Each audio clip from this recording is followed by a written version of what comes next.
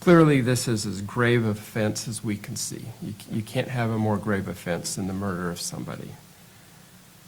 I can never bring the victim back. I can never impose any type of a sentence that would restore Mr. Ellis back to his family. Mr. Rastelli, excuse me, back to his family.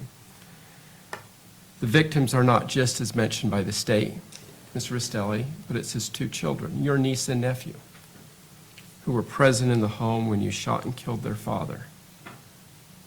And of course, these two, your niece and nephew, are now being raised by their uncle and their aunt. They are struggling with their father's loss and the impact that has on them. As Mr. Rastelli pointed out, he just took your niece to their second father-daughter dance. It's to his credit that he's willing to take his niece and step into that role, but he is only stepping in. He can't take over as father. He can only do as best he can. And your niece and nephew are going to grow up knowing that their father was killed by their uncle for no reason. And tragically, your niece and nephew are facing the ramifications of your actions when they go to school, when other students at school bring up what you did.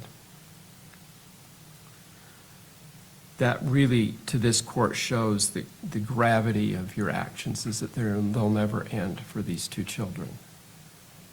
They will, for the rest of their life, have to live with the fact that they don't have a father for no reason, other than the selfish actions of you. I recognize you have a minimal criminal record. However, I find your rehabilitative needs to be the extreme, as you killed your brother-in-law solely for the convenience of your sister. As I mentioned, he was not a danger or a threat to you, your sister, or any other family members. I consider the extensive planning that went into this crime, including the planting of a knife in your brother-in-law's hand in an effort to confuse or throw off the investigation of your actions. As I mentioned, I think your rehabilitative needs are extreme because this wasn't an action of passion. It wasn't a spur-of-the-moment action. It's something that was coldly plotted out by you, yet something that you knew you shouldn't be doing, as we heard in that transcript today. When I take into account all these factors, I believe consecutive sentences are warranted. Therefore, for murder, the statutory maximum that I can impose by law is 15 years to life, and I impose that. For the obstruction of justice, a second-degree felony, once again, the maximum sentence that I can impose by statute is 1 to 15 years, and I impose that. As for the domestic violence in the presence of a child, there are 2 counts of that, third-degree felonies. The maximum sentence that I can impose for those 2 counts is 0 to 5 years in life. When I consider the circumstances of this case, as detailed in the trial, as I just briefly touched on, and by your victim's mother and his brother, I find that it's warranted to run those 4 counts consecutive to each other.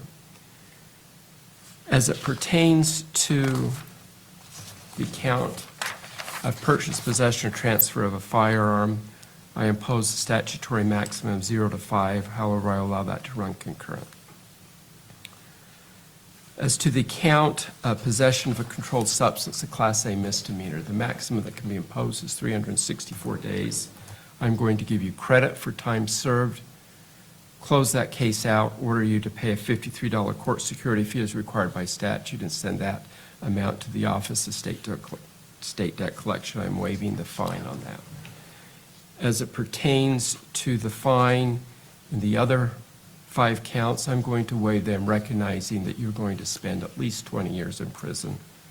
And I would prefer that any income that you have go towards the restitution that I'm going to be ordering.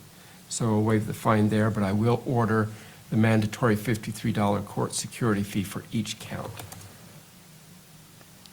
I'm going to issue a continuous protective order in this matter, which means you can have no contact directly or indirectly with your niece and nephew, ever.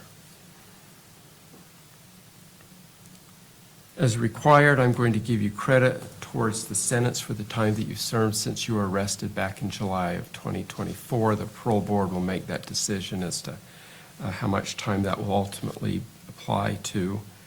And I'll, of course, order restitution in the amount of $9,700.